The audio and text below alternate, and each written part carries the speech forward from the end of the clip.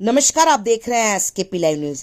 पूर्व मुख्यमंत्री दिग्विजय सिंह ने कल देर शाम धार के बस स्टैंड पर कांग्रेस की प्रत्याशी प्रभा बाल मुकुंद सिंह गौतम के पक्ष में सभा को संबोधित किया। सभा में प्रधानमंत्री नरेंद्र मोदी व शिवराज सिंह चौहान पर दिग्विजय सिंह ने जमकर हमला बोला। वहीं प्रभा बाल मुकुंद सिंह गौतम को वोट देने की अपील भी की। देखें खबर एसकेपी लाइव न्यूज पर। राजा साहब, आज रात्रि विश्राम राजा साहब का यही है। जितने महासचिव सम्मानीय आदिवासी हो, चाहे यहाँ तक कि देवों के देव महादेव ही क्यों ना हो, हर एक व्यक्ति यहाँ तक स्वयं भगवान भारतीय जनता पार्टी की जन विरोधी नीतियों के कारण, भगवान के विरोधी नीतियों के कारण अत्यंत दुखी और आक्रोशित है। ये आक्रोश निरंतर जनता में दिखाई दे रहा है। वहीं कांग्रेस पार्टी जो हमेशा किसानों के हित में सोचती आई है, हमेशा युवाओं के हित में सोचती आई है। मैं आदरणीय राजा साहब, हम सबके मार्गदर्शक आदरणीय जी महाराज, जिला कांग्रेस सम्मानित अध्यक्ष आदरणीय कमल किशोर साहब और मेरे छोटे भाई, दोस्तों, जिस प्रकार से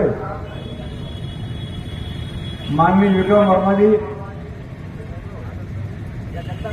जिन्हें भी घोषणावीर कहा जाता है, विकास पुरुष कहते हैं अपने आप को,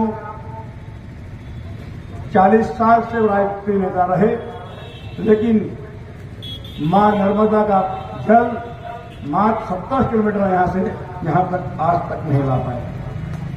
और नौजवानों को स्विमिंग पूल का कई बार वादा किया उन्होंने कि उनके लिए खिला देंगे, स्विमिंग पूल बनाएंगे, लेकिन धरातल पर अभी कुछ नहीं है। धार का जो इंजीनियरिंग कॉलेज है, स्वीकृत है, वो भी अभी तक बना नहीं पाए और रद्द हो चुका है। शहर की ड्रेनेज नाइट की बात करें तो वो भी अधूरी है भी, जिसके कारण बारिश में जल भराव हमेशा रहता है। ऑडिटोरियम का नाम उन्होंने अपने स्वयं के नाम करवाने में लगे हुए हैं।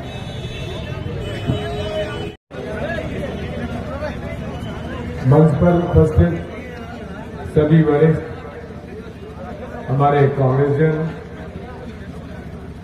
पार्टी के शासनकाल में, भारतीय जनता पार्टी के शासनकाल के कुकृत्यों से परेशान होकर मध्य प्रदेश की जनता बदलाव चाहती है और ये बदलाव की लहर पूरे प्रदेश में है। मैं अधिकांश विधानसभा सीटों पर गया हूं और आज ये हालात हैं। मध्य प्रदेश की जनता भारतीय जनता पार्टी से त्रस्त है और बदलाव चाहती है। अब यही है कि कांग्रेस पार्टी को इस जन आक्रोश को समझते हुए हमें जनता के बीच तक भ्रष्टाचार के प्रमाण है, उसका उल्लेख हमारे जो चार्जशीट है वो आपको दी जा चुकी है। 2018 में हमारा चुनाव हुआ, हमारी सरकार बनी और 1.25 महीने में कमलनाथ जी ने जो वादे किए थे उन वादों को लागू करना प्रारंभ किया। किसानों का कर्जा माफ होने लगा, बिजली के बिल किसानों के आधे रह गए, छोटे और मध्यम लोगों के परिवारों के भी बिल जो हजारों में आते थे वो सैकड़ों में आने लगे, 150 200 रुपए के बिल आने लगे। अशुद्ध खाद्य पदार्थों के खिलाफ युद्ध चला माफियाओं के खिलाफ कार्रवाई होने लगी। भारतीय जनता पार्टी के भ्रष्टाचार के प्रकरणों पर कार्रवाई होने लगी। व्यापम का घोटाला, ई टेंडर का घोटाला, अनेक घोटालों पर जांच शुरू हो गई और उससे घबराकर भारतीय जनता पार्टी के नेताओं ने षड्यंत्र किया और जिन लोगों ने जनता जिनको कांग्रेस से चुनकर भेजा, उन्होंने कांग्रेस पार्टी के साथ गद्दारी की और सरकार गिरा दी। स्वयं शिवराज सिंह चौहान ने कहा था, अगर हम सरकार नहीं गिराते तो हम बर्बाद हो जाते। क्यों बर्बाद हो जाते? क्योंकि उन्होंने जिस प्रकार से 20 सालों तक डंपर घोटाले से लेकर ई टेंडर तक व्यापक जितने घोटाले शिवराज सिंह चौहान ने किए हैं, वो सारे उजागर होने वाले थे। आज ये हालात है कि मध्य प्रदेश का कोई भारतीय जनता पार्टी का नेता के प्रति जनता में, जिसकी वजह से आज वो इतने दौरे कर रहे हैं कि ऐसा महसूस होता है कि नरेंद्र मोदी जी एक भारतीय जनता पार्टी के जो यहाँ के प्रमुख नेता थे मध्य प्रदेश के, उन पर से पूरा विश्वास उठ गया और आज वो जगह जगह जाकर अपनी मीटिंग कर रहे हैं। ऐसा लगता है कि नरेंद्र मोदी जी स्वयं यहाँ के मुख्यमंत्री के पद के दावेदार हो गए हैं, जिस प्रकार से वे आज दौरे कर रहे हैं। बात यही है, पूरे देश में और प्रदेश में महंगाई बढ़ती जा रही है, भ्रष्टाचार बढ़ता जा रहा है, बेरोजगारी बढ़ती जा रही है। आज आम जनता परेशान है और इसीलिए वो हर चुनाव को अलग दिशा देने के लिए ऐसे मुद्दे उठा रहे हैं जिनका कोई इस चुनाव से मतलब नहीं है। कई धर्म की बात करेंगे, सनातन धर्म की बात करेंगे, राम मंदिर की बात करेंगे। आज इस देश की राजनीति में और प्रदेश के चुनाव में ये मुद्दे नहीं हैं। हम जानना चाहते हैं, शिवराज सिंह चौहान जी, आपने 20,000 से ज्यादा वादे किए हैं, पूरा क्यों नहीं किए? 2003 से भारतीय जनता पार्टी का यहां पे शासन है। कई बार वादे हुए, किसानों के कर्जे माफ होंगे, क्यों नहीं हुए? व्यापक घोटाले में जो आरोपी थे वो आज भी खुला क्यों घूम रहे हैं और लगातार हर भर्ती में घोटाला हो रहा है। हो रहे और ऑनलाइन एग्जामिनेशन में भी लगातार अलग अलग दिन पेपर सेट होते हैं और पेपर सेट हो जाने के बाद जो बच्चों को नंबर दिए जाते हैं, उसमें भी नॉर्मलाइजेशन के नाम पर जिनको जितना नंबर मिले हैं उनमें कहीं बढ़ा दिए जाते हैं, कहीं घटा दिए जाते हैं। करोड़ों रुपए लोगों की फीस से पैसा लिया जाता है, जमा कराया जाता है। हमारी कांग्रेस की सरकार थी तो बेरोजगारों से एग्जामिनेशन फीस नहीं ली जाती थी और उन्हें पूरा उनको अवसर दिया जाता था और 10 साल तक लगातार भर्तियां हुई, लेकिन एक भी व्यापम का घोटाले के जैसे कोई घोटाला कांग्रेस के कार्यकाल में नहीं हुआ जितने घोटाले भारतीय जनता पार्टी के कार्यकाल में हुए। हमने जन अधिकार चुने हुए लोगों को दे दिए। पंचायती राज के अंतर्गत शिक्षक, पंचायत कर्मी, तृतीय और चतुर्थ श्रेणी कर्मचारियों की पूरी नियुक्ति के अधिकार हमने पंचायती राज को, नगर पालिका, नगर निगम को दे दिए थे। धार की नगर पालिका को भी शिक्षकों की नियुक्ति के अधिकार दे दिए थे, जिसके कारण भर्ती हुई, स्थानीय लोगों की भर्ती हुई। अनुसूचित जाति जनजाति का बैकलॉग भरा गया। पिछड़ा वर्गों को पहली बार आरक्षण हमारे कार्यकाल में दिया गया। महिलाओं को आरक्षण पहली बार कांग्रेस पार्टी के शासनकाल में हुए। गरीबों को एक बत्ती कनेक्शन मुफ्त में दिए। 10 साल तक लगातार किसानों के बिल, बिजली के बिल हमने माफ किए। पूरे समय तक बिना, मैं आपसे कहना चाहता हूं कि जितने भी यहां मौजूद हैं, मैं तो आज ये भी महसूस करता हूं कि भारतीय जनता पार्टी के कार्यकर्ताओं में भी अब इस सरकार के प्रति निराशा है, जो मौजूदा सरकार है, और वे भी बदलाव चाह रहे हैं। मैं आपसे दावे के साथ इस बात को कह सकता हूं कि यदि हमारे सारे कांग्रेस के लोग घर घर जाकर एक हाथ में घोटालों का पर्चा, दूसरे हाथ में हमारे कांग्रेस पार्टी की वचन पत्र का पर्चा अगर आपने घर घर तक पहुंचा दिया तो हम हर हालत में चुनाव जीतेंगे और अच्छे वोटों से जीत कर बनाएंगे। देश के हालात क्या होते जा रहे हैं? हमारे व्यापारी भाइयों से मेरी प्रार्थना है, मेरे कार्यकाल में हम लोगों ने इंस्पेक्टर राज खत्म किया था। कोई भी सेल्स डेस्क के इंस्पेक्टर को दुकान में घुसने का अधिकार नहीं था, किसी को परेशानी नहीं होती थी।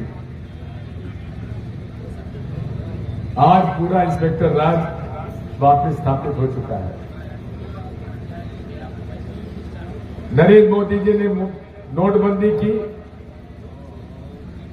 और नोटबंदी का यह असर हुआ कि आप ही की कमाई का पैसा आप बैंकों से 50 दिन तक नहीं निकाल पाए, जिसकी वजह से कई लोगों के धंधे चौपट हो गए, बर्बाद हो गए। कई छोटे मध्यम जो उद्योग थे वे चौपट हो गए। और ये भी कहा था कि 50 दिन के अंदर अगर नोटबंदी का फायदा मैं आपको नहीं दिला पाया तो चौराहे पे खड़े होकर मुझको दंड देना। अब प्रधानमंत्री को दंड कैसे दे सकते हो?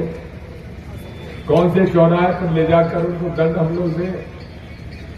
दंड देने का एक ही तरीका है कि उनके खिलाफ जन आंदोलन खड़ा किया जाए, जनबल खड़ा किया जाए। और आज लोग बात जो है इस बात को महसूस करते हैं कि हमसे बड़ी गलती हुई। इन्होंने कहा था काला धन आ जाएगा, इतना काला धन आ जाएगा कि हर घर तक 15 लाख रुपए पहुंच जाएंगे।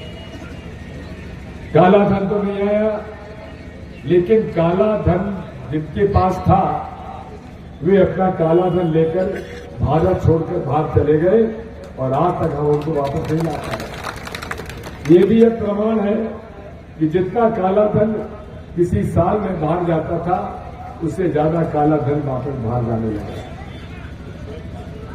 पूरे देश में यदि पिछला रिकॉर्ड हम देखें तो 2014 से लेकर 2023 तक 25 लाख करोड़ का बड़े बड़े उद्योगपतियों का कर्जा माफ हुआ है। 25 लाख करोड़।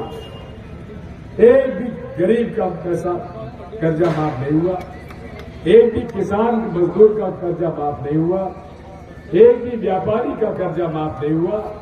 कर्जा माफ हुआ है तो बड़े बड़े उद्योगपतियों का कर्जा माफ हुआ है, जिन्होंने हजारों करोड़ों का घपला करते हुए उनके बैंकों का कर्जा जो लिया हुआ था वो उन्होंने आज उन पर माफी हो गई।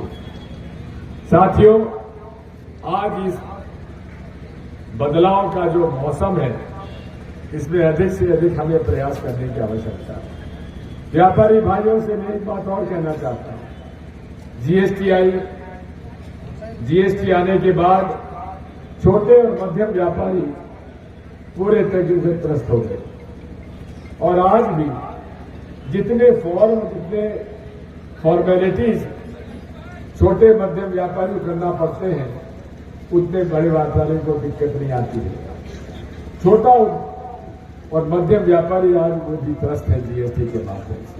रोज नए नियम बनते हैं, नए कानून बनते हैं। आज इस युग में मजदूर परेशान, किसान परेशान, व्यापारी परेशान और अधिकारी भी परेशान, कर्मचारी भी परेशान। आज मैं आपसे कह सकता हूं, कितना ही प्रयास ये लोग कर लें, लेकिन मध्य प्रदेश में भारतीय जनता पार्टी की सरकार नहीं बनने वाली, क्योंकि जनता पूरी तरीके से इनको पहचान चुकी है। बिजली हक के बिल किसानों के 5 हाउस पावर तक के माफ कर दिए जाएंगे। 100 यूनिट तक बिजली बिल माफ कर दिए जाएंगे और बाकी के आधे बिल माफ हो जाएंगे। बालकों के लिए, छात्रों के लिए भी प्रोत्साहन राशि दी जाएगी। 8वीं कक्षा तक 500 रुपए, 8वीं से 10वीं तक 1000 रुपए और 12वीं तक 1500 रुपए। लाडली बहना उनको याद आई 20 साल बाद। 2003 में लाडली बहना याद नहीं आई, 8 में नहीं आई, 13 और 18 में नहीं आई। चुनाव के 4 महीने पहले लाडली बहना याद आई, और वो भी कब याद आई, जबकि कांग्रेस पार्टी ने कर्नाटक में ये योजना लागू की, हिमाचल में लागू की। उस बात से उन्होंने उसको कॉपी पेस्ट किया और ये योजना यहां लागू कर दी। लेकिन मैं आपसे कहना चाहता हूं कि यदि आप किसी भी छोटे और मध्यम वर्ग के परिवार को अगर देखेंगे, उसमें यदि आप आंकलन करें, बिजली के बिल बढ़ गए, पेट्रोल के भाव बढ़ गए, डीजल के भाव बढ़ गए, खाद्य पदार्थों के भाव बढ़ गए। आपके कौन सा ऐसा खाद्य पदार्थ है, चाहे मिट्टी का तेल हो, चाहे अनाज हो, चाहे दालें हो, एक एक परिवार में आमदनी तो बढ़ी नहीं, खर्चे बढ़ते चले गए। सरकारी स्कूल बंद किए जा रहे हैं, प्राइवेट स्कूल में मजबूरी में बच्चों को भेजा जा रहा है, फीस बढ़ती चली जा रही है। बीमारी का खर्चा भी, दवाइयों का खर्चा भी बढ़ता जा रहा है। किसानों के खाद के दाम बढ़ते चले जा रहे हैं।